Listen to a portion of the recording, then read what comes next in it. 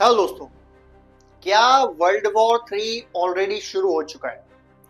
जब से अमेरिका ने हमला किया है ईरान के ऊपर, ईरान की जो 3 न्यूक्लियर साइट्स थी, इस्फहान में, फोर्दो में और नतांज में, इन तीनों पर अमेरिका ने जो अपने 14,000 किलो के बॉम्ब्स थे वो गिराए। B-2 बॉम्बर स्पिरिट को लेके आए, 36 घंटे की उड़ान भरी उन्होंने और ये हमला करके वो वापस चले गए।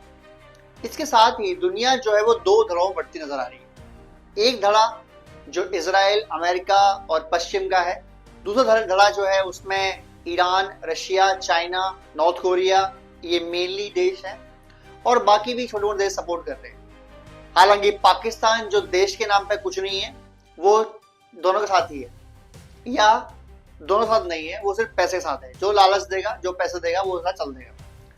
खैर एनीवेज, मुद्दे पे आते हैं। तो वर्ल्ड वॉर 3 की शुरुआत हो चुकी है क्या, ये पूछा है पुतिन ने। पुतिन ऑलरेडी लड़ाई लड़ रहे हैं रशिया की तरफ से। रशिया लड़ाई लड़ रहा है यूक्रेन में और वहां एक अलग जंग चल रही है। साथ ही ईरान, इजराइल यहाँ वॉर कर रहे हैं। तो जैसे ईरान के ऊपर हमला किया है अमेरिका ने, अब 5वें देश की एंट्री हो गई है एक वॉर के अंदर, इस वॉर में 3rd देश की। और उसके साथ ही ईरान के जो विदेश मंत्री हैं वो चले गए हैं रशिया पुतिन से मिलने के लिए। क्रेमलिन में, यानी जहां पुतिन रहते हैं, पुतिन ऑफिस है, वहां फोन किया डोनाल्ड ट्रंप ने बात करने के लिए। पुतिन ने मना कर दिया, आई एम नॉट इंटरेस्टेड, मुझे कोई बात नहीं करनी है आपसे। तो वर्ल्ड वॉर 3 की शुरुआत ऑलरेडी हो चुकी है, ऐसा मानते हैं कई लोग। अब ट्रंप ने एक और दावा कर दिया है, एक और नई चीज छोड़ दी है, और वो है मीगा। मीगा क्या है? Make Iran great again. जैसे ट्रंप कहते हैं अमेरिका के लिए मागा, मेक अमेरिका ग्रेट अगेन, वैसे ही वो बोल रहे हैं कि मेक ईरान ग्रेट अगेन। वो बोले कि वैसे हमारा इरादा रिजीम चेंज करने का, सत्ता परिवर्तन का नहीं है या नहीं था, लेकिन अगर ईरान के जो राष्ट्रपति हैं वो और जो ईरान के सुप्रीम लीडर हैं खामेनेई, वो अगर वो इस वॉर को खत्म नहीं करते हैं, चीजों को सामने नहीं रखते हैं, टेबल पर नहीं आते हैं, तो फिर हमको सत्ता परिवर्तन करने की बात करनी पड़ेगी।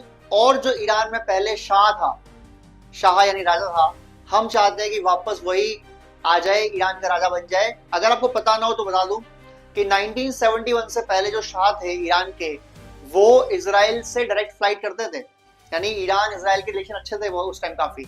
उसके बाद बिगड़ते गए हैं और ईरान के लगभग हर मोहल्ले में, गली में, मस्जिद में एक नारा आम है सुनना, वो है मरमर इजराइल, मरमर अमेरिका। यानी वो अपनी हर दुआ में हर बच्चे के, हर बूढ़े के, हर जवान के मुंह से ये निकलता है कि मरमर अमेरिका और मरमर इजराइल, यानी डेथ टू अमेरिका और डेथ टू इजराइल। ये वो कहते हैं ना आ रहे हैं 1971 के बाद से, जब से खामेनेई ने सत्ता संभाली है। तो 50 साल से आपने किसी एक माइंडसेट के अंदर एक चीज भरी है कि अमेरिका को मारना है, इजराइल को मारना है, तो ये संभव ही नहीं है कि आप उसके बिना रह पाए। अभी कुछ टाइम पहले ही ईरान के जो सर्वोच्च नेता हैं खामेनेई, उन्होंने बोला था कि इजराइल एक कैंसर है और इस कैंसर को, यहूदी और इजराइल एक कैंसर है, इस कैंसर को हमेशा के लिए निकाल फेंकना चाहिए, रिमूव कर देना चाहिए इस दुनिया से। ऐसी ही सभ्यता, ऐसी ही सोच थी हिटलर की।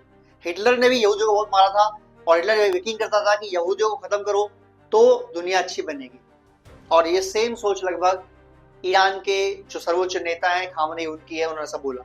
मेरा ये मानना है कि ईरान और इजराइल दोनों ही भारत के अच्छे दोस्त हैं, तो दोनों को ही टेबल पे आना चाहिए। मोदी जी ने कल ही बोला है कि दोनों लोग कोशिश करें कि बैठ के बात कर सके और कोई चीज समाधान निकाले इस चीज का, क्योंकि लड़ाई लड़के कोई फायदा नहीं।